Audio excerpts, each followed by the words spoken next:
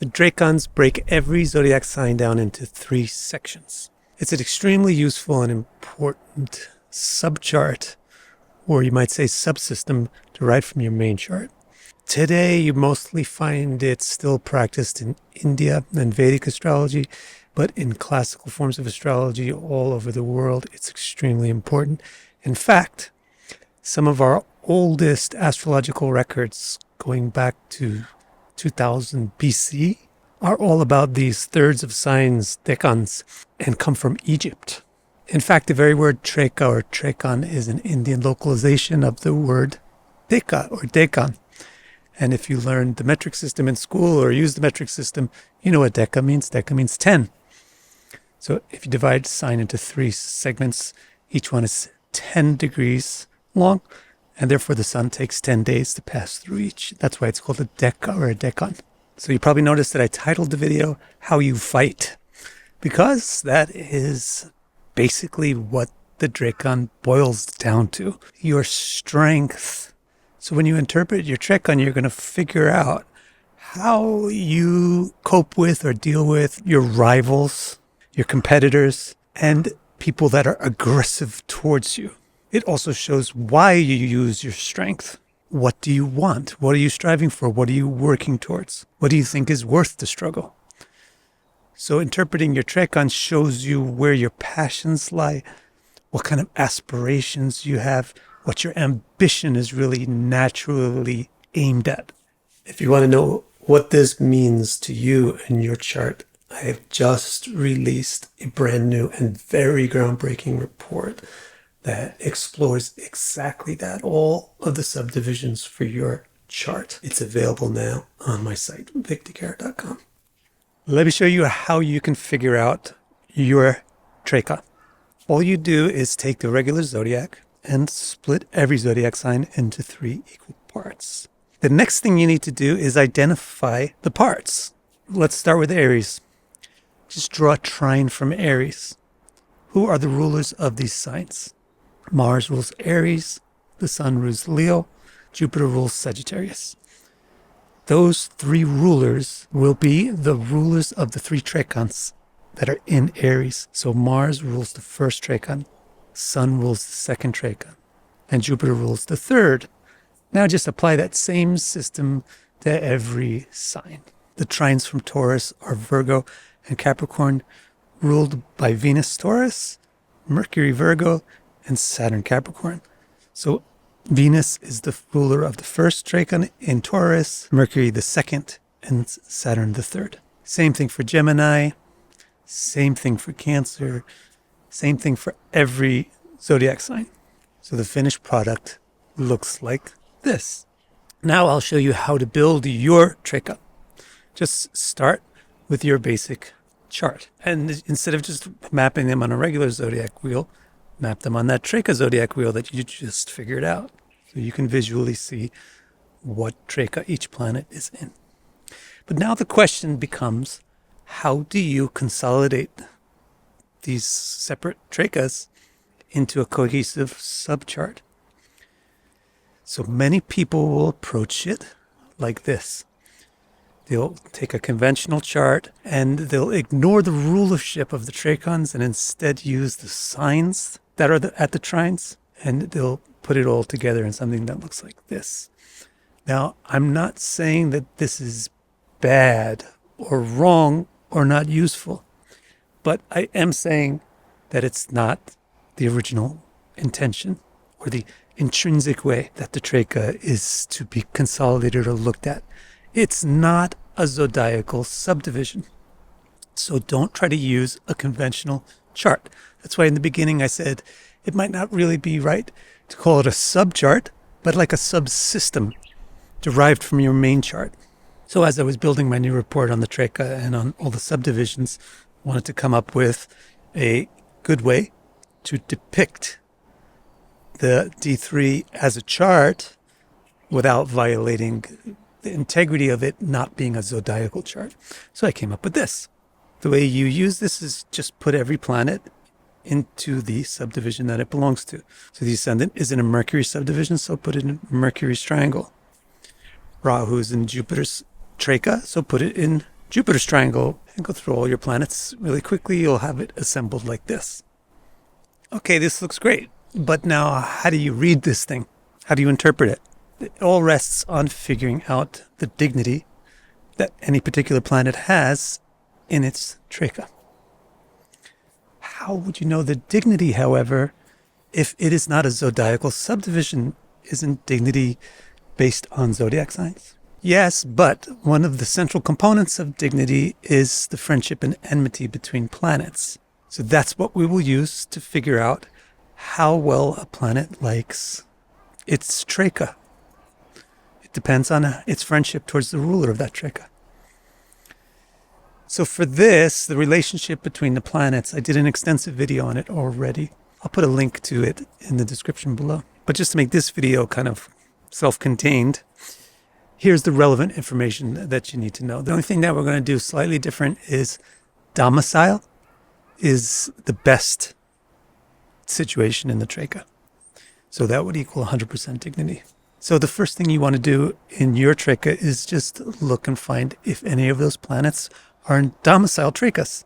Are they in their own Trekkas? For example, in this one, the Sun is in its own Trekkan and Saturn is in its own Trekkan.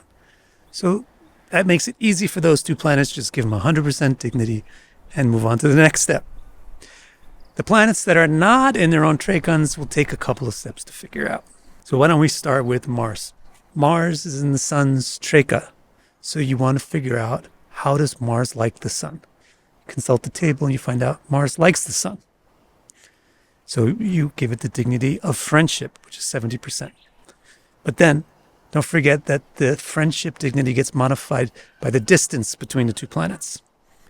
So in this case, Mars and the Sun are in the same sign, and that tends to make relationships more strained. So you demote their friendship from friendship to neutrality. And that's why Mars would have a 50% dignity in this situation. I'll walk you through some more examples so that you can definitely easily apply it correctly for your chart. Let's have a look at Venus. This Venus is in Saturn's Trekkan. So how does Venus like Saturn? Consult the table. Venus likes Saturn. But how far is Venus from Saturn in the birth chart? Venus and Saturn are a little too far apart from each other. They're 5 signs apart from each other. So again, it demotes the natural friendship to neutrality, and that's why we give Venus a 50% dignity in this Trekka. How about Mercury? It's in Mars's Trekkan. What's Mercury's natural relationship to Mars? Consult the table and you see that it's neutral towards Mars, neither likes it or dislikes it. What's the distance between Mars and Mercury in this person's chart? They're in the same sign, so it demotes it a step further. It demotes it from neutrality to enmity. And thus this Mercury winds up with 30% dignity. You go through this for all the planets step by step, and you figure out the dignity of each one. And then you'll be ready to make interpretations. By the way, the ascendant also has dignity in Trekkan. But how do you figure that out? Just give the ascendant the same dignity as its Trekkan lord. So this ascendant is in Mercury's Trekkan. Mercury has 30% dignity here in the Trekkan. So this ascendant has 30% dignity in the Trekkan. Okay, so how do you interpret this, though? I will show you the primary ways that my report interprets this chart for you. Starting with the simplest. The simplest thing to do is just get an average dignity of everything that's in your Trekka, and let that inform you about the general condition of the Trekka theme. Remember, the Trekka theme is strength and how you deal with rivals, competition, aggression, and so forth. So the more overall dignity you got here, then the stronger you are. The less overall dignity you have, the weaker you are. That, of course, impacts how well you contend with rivals and how effective your passions and your motivations are. So the more overall dignity in the chart, the more overall you tend to conquer your rivals, not be defeated. You win at fights. But the less the positivity, the more the negativity in the Trekkan, just the opposite. The more your rivals are really troublesome, the more your competitors really get the upper hand on you, the more you can't really seem to escape from the aggressors. As far as motivations go, the more positive the Trekon is, the more you are motivated positively. You feel like waking up. You have zeal. You feel like doing something. You're enthusiastic for life. The weaker the Trekon is, the more you feel depressed, the less motivation you have. You feel uninspired. And so the report gives you some kind of verbalization, a verbal clue about all this in a simple format like this. So this is the first, simplest way to get meaning out of your Trekon. It's very important and it's very useful, but certainly there's a lot of details that are left to uncover. So even if you have strong positivity in the Trekon, unless it's 100% positivity, there's going to be some areas of life that you're weak at and some that you're strong at, and you would probably want to know which is which. So that's what I tell you next in the report. So this list here puts the planets in order. First two at the top of the list say that they very easily do their things. They very easily defeat opponents. So that's for the Sun and Saturn. So the things that this native is very successful in conquering opponents with is Sun and Saturn. The things the Sun represents, the things Saturn represent, those are the strengths of the natives. That's how they conquer. That's how they defeat instead of get defeated. So just to give you a head start on the symbolism of the Sun and Saturn, I offer the keywords right here in the list. Sun is like dominance, and the things associated with dominance like confidence, decisiveness. Saturn is mercilessness. You know, that unyielding nature. Not letting somebody escape. And then you can see this native also has very effective traits for the Moon and Ketu. So the Moon's things like fertility, the creativity, creative solutions, or using creativity as a way to overcome challenges, or having creativity and emotion as a motivating factor. Then there's Ketu, which in the context of D3 really symbolizes inscrutability. Nobody can figure you out. You're difficult to predict, like a teleporter or like a doppelganger. One, it seems like you're going this way, but actually you go that way. Then conversely, this list at the bottom also shows you where the weaknesses are. So there you can see it says you seldom defeat opponents using two particular traits, the traits of Mercury and the traits of Rahu. So as a summary of Mercury's traits, it's in the context of D3, it's really like trying to negotiate, trying to be intelligent with enemies, trying to be sort of fair, trying to be like give and take or cooperative or come to alliances and agreements. It doesn't work for this native. And then there's Rahu, which in the context of D3, Trekka really indicates provocation, wildness, just being really provocative or like controversial. Now, this information is great, and especially if you're a bit familiar with what planets symbolize, it'll be very, very useful to you. But the report doesn't just leave you with that and only that. It sets up like a flow, like a chain of recourse. What do you recourse to first? And if that fails, what do you recourse to next? And if that fails, what do you recourse to third? And so on. So since in this chart, Mercury is the most dominant, why is it the most dominant Trekka planet in the Trekka? Because it has the most lordship in the Trekka. See all the planets that are in Mercury's Trekka? So this Mercury is really the first thing that this native resorts to deal with confrontations. That's nice. Mercury is friendly. Mercury is intelligent. Mercury is fair. Mercury wants to have an open discussion. Mercury wants to be smart, be wise, be rational about things, communicate, share information, be open. That would be great, except the problem with this particular Mercury is it has low dignity in the Trekka. So what you want to have, ideally, for your dominant planet in the Trekka is a high dignity. When you have a low dignity for the dominant planet in the Trekka, then your first recourse in confrontation tends to fail a lot. And a simple way to answer the question of how often does it fail is just to look at the dignity and translate that directly. So since Mercury has a 30% dignity, we can say it only succeeds 30% of the time. So the report is also showing you a red flag here. You're overemphasizing this. It's not working well for you. If you can then try not to go with your instinctive reaction to a confrontation. Realize that your instinctive reaction is only 30% effective. So it's probably a waste of time. Just skip it and go straight to your second recourse. So if you have a red flag on your first item in your list, then that's what you should do as well. So the next recourse for this person is the sun. And it's very close, of course, with Saturn. So they may be going directly to the sun, or they might even just go directly to Saturn. Either one is a toss-up. What does the sun represent? It represents dominance. But the decent thing about the sun is that it has strong dignity here. So it's actually much more useful for this person to be sun-like when they deal with enemies or when they deal with challenges. Just be confident, just be decisive. Don't be easily pushed or stimulated or swayed or provoked. But the problem is this person, you see they have 2 red flags on this item in the report. These red flags are real important to look for. One of the red flags says this is a jarring transition from your previous approach. To go from Mercury, which is friendly, to the sun, which is dominating, is itself problematic because you're switching gears so hard. So it decreases the efficiency of the sun for this person. So when you have jarring transitions in the planets in your Trekka, and when they're ordered in terms of their dominance, then it reduces the effectiveness of the one that's a jarring transition into.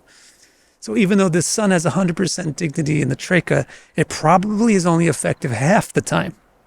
So if you have this situation in your recourse list of your Trekka, where the second planet is a jarring transition from the first, then my recommendation is to really skip your first knee-jerk instinctive reaction to confrontations and go directly to the one you would do next. That will make it way more effective. Much more effective than when you use it in the second position. Should this native fail to resolve the conflict or overcome the challenge by recourse to dominance of the sun, then they would recourse to their third option, which in this case is Saturn, or mercilessness. Now, if you know the mechanics behind what generated this chart, you could look even deeper into it. So the organization of the ordering of what you do first, what you do second, etc., is based on the dominance of the planet in the Trekka, which is based on how much lordship it has in the Trekka.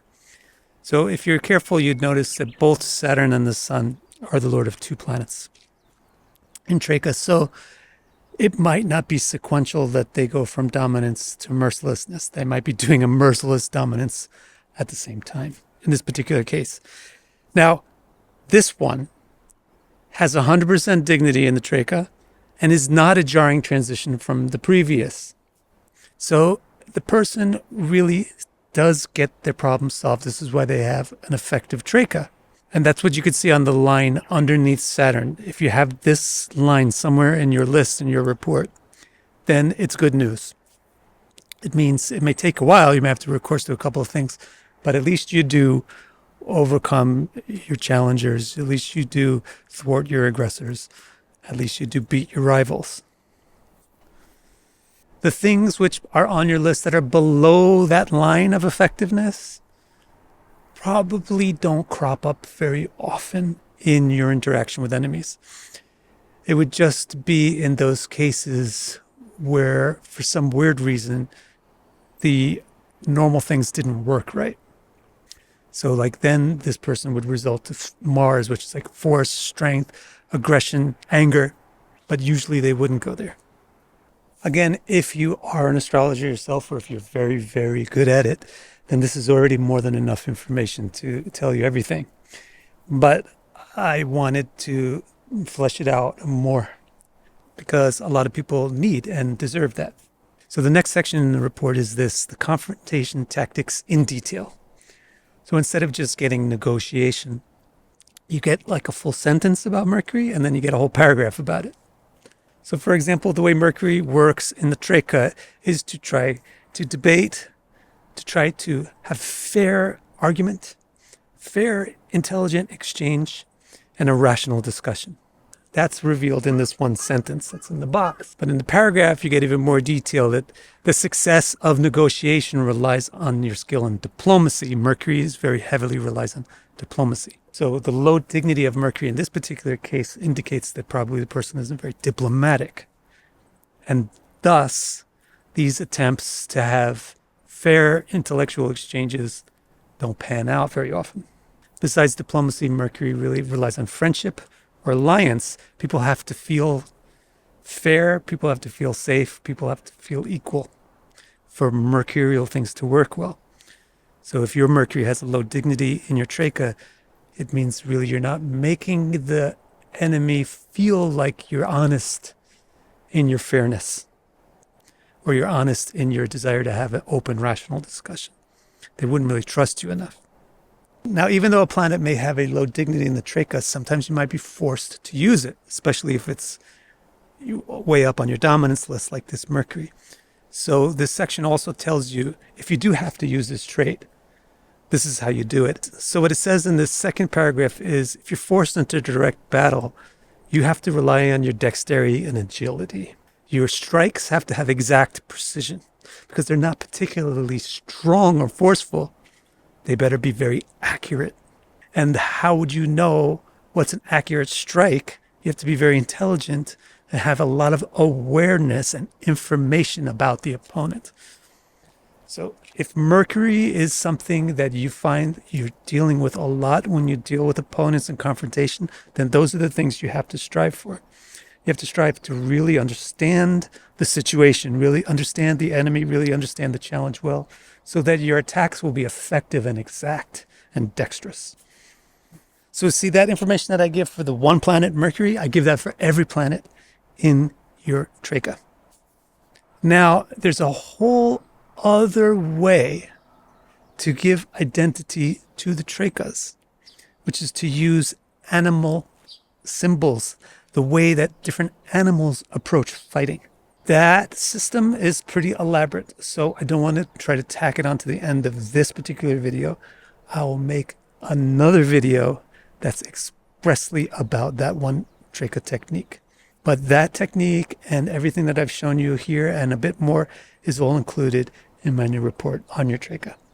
Now, the only remaining question is, how do you get this report so that you can get this information for yourself? That's fairly easy. You go to my website, vicdecara.com, and you click on the readings link, and then you select what module you want. If you want the basic chart interpreted, get the basic module. And if you want all of your subdivisions, including the subdivision interpreted, then you click to include also the subdivisions module. And then you click this to enter your birth data, and then you click this button to order it.